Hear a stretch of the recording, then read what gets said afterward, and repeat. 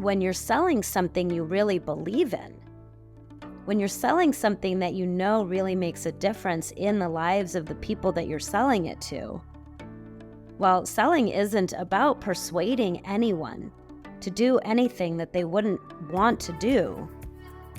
It's actually the art of helping them to decide to do what they want to do and supporting them to make the right decision for them. So there's never any persuasion. There's never any convincing.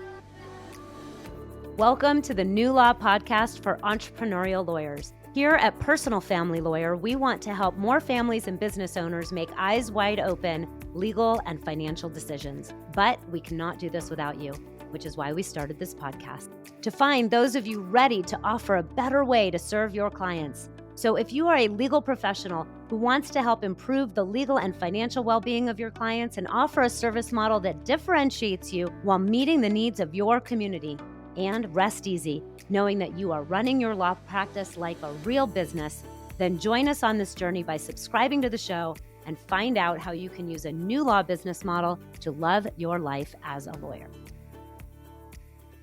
In today's episode, I'm going to be talking about what to do when they don't engage. This question came in from the Estate Planning Professionals Facebook group, and I thought it was so good and important to talk about on the podcast.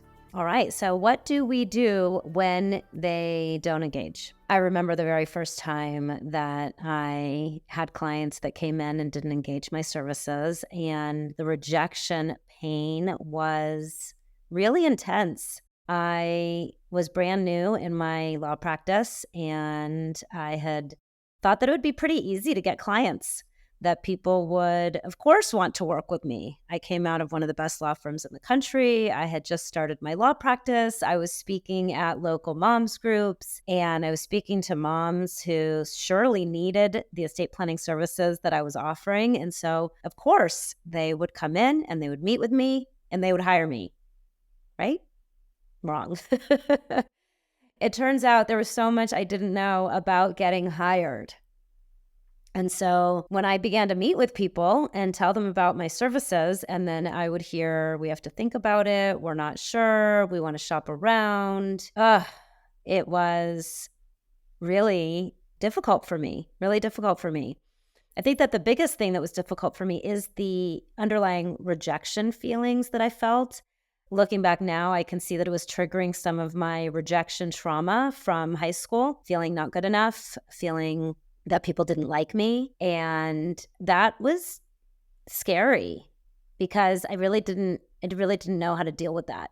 The way that I did deal with it is that I spoke to some friends of mine who had gone out on their own and asked them how they were getting clients.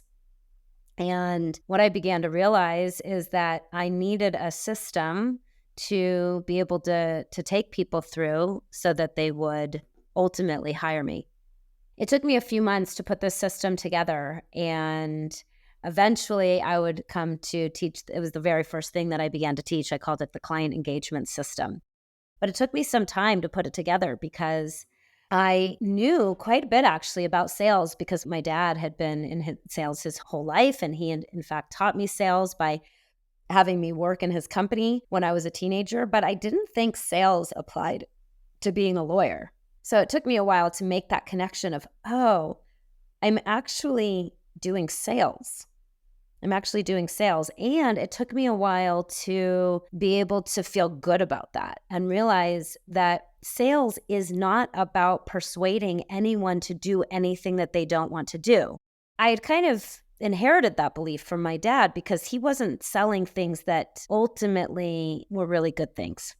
But when you're selling something you really believe in, when you're selling something that you know really makes a difference in the lives of the people that you're selling it to, well, selling isn't about persuading anyone to do anything that they wouldn't want to do. It's actually the art of helping them to decide to do what they want to do and supporting them to make the right decision for them. So there's never any persuasion. There's never any convincing. And I had to unwind some really deep beliefs that I had inherited from my father in order to really understand that sales is service when done right, and to understand that I would need to deliver a service in order to shift from hearing, I don't know, I have to think about it, I want to shop around, to recognizing that my process for selling was really a process for helping people make the right buying decision for themselves. And even if that meant that the right buying decision was that they didn't hire me, because sometimes that would be the case. But if the right decision was for them to hire me because I really believed in what I was offering and that it was right for them, then my job is to help them make the decision to hire me and to help them choose the right fee for them. So then if I get a did not engage, now the whole context for did not engage changes. So what I responded to the gal who asked the question in the estate planning professionals group was, well, what you do with a did not engage is going to depend on why they didn't engage. In my office, when someone didn't engage, we would always send a letter. And that letter, that did not engage letter or DNE letter, would oftentimes result in the people coming back and engaging me. But when we send that letter is dependent on what happened at the end of the meeting. If they didn't engage because they don't need my services or because I don't want to serve them, that did not engage letter is going to be very different than if they did not engage and they did need my services, but they decided they couldn't afford my services or didn't want to pay for my services. Those are two very different letters, right? Now, what she responded was that typically they are not engaging because they can't afford it or they don't have the money for it. Now, if somebody is not engaging because they cannot afford it or they don't have the money for it, those are two very different things. And your did not engage letter is going to, again, depend on, did they say they cannot afford it but they need it? Or can they actually not afford it and not need it? So ideally, your engagement process is set up such that you are helping people identify, do they need your service because the cost of your service is actually less than the consequence of not hiring you. Let me repeat that because it's so important. Your initial meeting, which should not be a free consultation, but a working meeting, up to 2 hours. You could do it in an hour if you get really efficient. We call it a family wealth planning session or a life and legacy planning session. This meeting has a name, a purpose, and a value. The purpose really is to take people through the cost-benefit analysis of hiring you or not hiring you. So if they can't afford it, well, that means you're not using my affordable premium pricing model. You can read about that in my book, New Law Business Model Revealed. And with the affordable premium pricing model, they will only hire you if the cost of hiring you is lower than the consequence of not hiring you, which means that you need to guide them through that process of determination. When you do that, you never have to convince or persuade anybody that they should work with you. And they never walk out saying that they can't afford it because they realize through the process that they can't afford not to work with you. And if they can't afford it, maybe they don't actually need it. Maybe the cost of doing nothing is lower than the cost of doing something. And if the cost of doing nothing is lower than the cost of doing something, they shouldn't hire you. So if they did not engage because they didn't understand the consequence of not hiring you, then that's your job. Your job is to structure your initial meeting such that they understand the consequence of not hiring you, and in the most optimal situation, they're actually telling you that because of how you've structured that meeting. That's one of the things that I end up coaching on the most in our Mastering Client Engagement calls is how do you ask the right questions such that the people you're meeting with tell you the consequence of not hiring you. They tell you the cost of not hiring you so that you can then help them choose the right option for your services. Would you love direct support to help you grow your law practice into a business you love? Go to newlawbusinessmodel.com/show and sign up for a call with one of our trusted law business advisors. Each of our advisors has been trained directly by me over the past 5 years plus to help you chart your path from wherever you are now to where you want to go as efficiently and effectively as possible. You're ready to grow. We're here to help. Okay, so now what happens if they do not engage? Well, first of all, if they do not engage, you need to understand why. Why did they not engage? If you didn't find this out at the end of your meeting, then you want to call them. You want to call them and say, hey, following up from our meeting, wanting to check in, see what questions you're sitting with, see if you've had any time to talk, see what decisions you've made, and make sure that I've fully done my job to make sure you're as clear as possible on your next steps. What's happened since we met?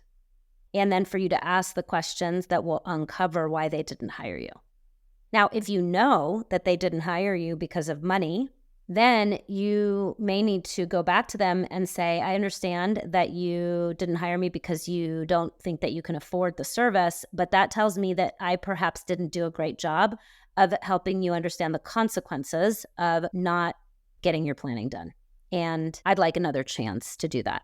I'd like another chance to sit down with you and look at what will be the cost of not planning. What will be the cost if you become incapacitated? What will be the cost of in the event of your death? And let's compare that to the cost of doing nothing. Now, if you already did that and they still say they cannot afford it or that they want to shop around, then it may be that you didn't differentiate your service, or maybe you don't have a differentiated service. If you don't have a differentiated service and they can shop around and find exactly what you do cheaper, then you might need to differentiate your service.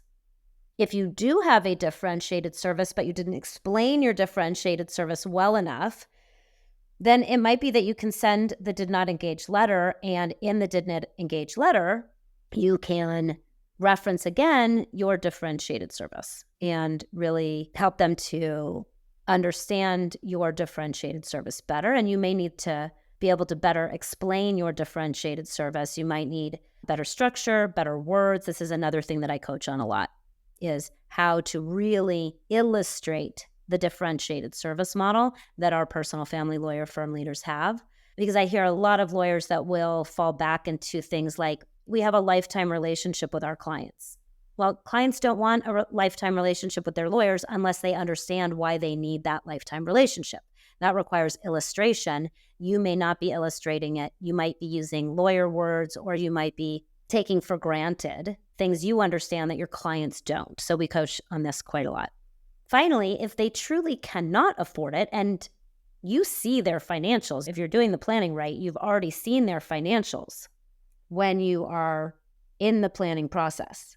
And if that's the case, then you know if they can afford it or not. I had a single mom come in and work with me and pay $3,000, $3,500. I think those were my fees for a single trust-based plan back in the day, and put it on a credit card because they felt it was that important to them. And sometimes people might put estate planning on a credit card because it's that important to them, because the consequences of not doing planning would be that dire for their children. So it really comes down to oftentimes how important is the planning to them. Now, if you see that they have a bunch of money sitting in their bank account, it might be just that they don't actually care that much about the consequences for the people that they love on not doing planning, or you haven't helped them to see the consequences sufficiently. And in any case, you definitely want to send out a did not engage letter, and you want that did not engage letter to come after you really getting clear on why they didn't engage, following up by phone. I know that can be uncomfortable, inquiring, and again, really remembering that your job is to ensure that they understand the consequences of not planning in a way where there's no convincing, no persuading, just invitation, with real understanding of what matters to them the most. And if you do that, then you send your did not engage letter, and they may still come in. And then if they don't come in, you continue to follow up. They get your email newsletter every week, ongoing. And you may even run what we call a Back from the Dead campaign once a year, where you invite the people who did not engage you back in. We have a whole little structure for that that brings people back in. Thank you, Dad. Learned that one from my dad many years ago. And you keep following up. Sometimes we have people that come back in 3, 5, 10 years later because we maintained consistency, we followed up, and you can do the same. All right, if you do not want to have to reinvent this wheel, if you want done for you, did not engage letters, the done for you back from the dead campaign, the coaching, the support, the systems, the training, go to newlaw.co/show and apply to talk with a law business advisor. I would love to help you directly with more engagements, more systems, more love for your clients, more love from your clients, and turning your law practice into a business you love. Go to newlaw.co/show and I'll see you on the inside.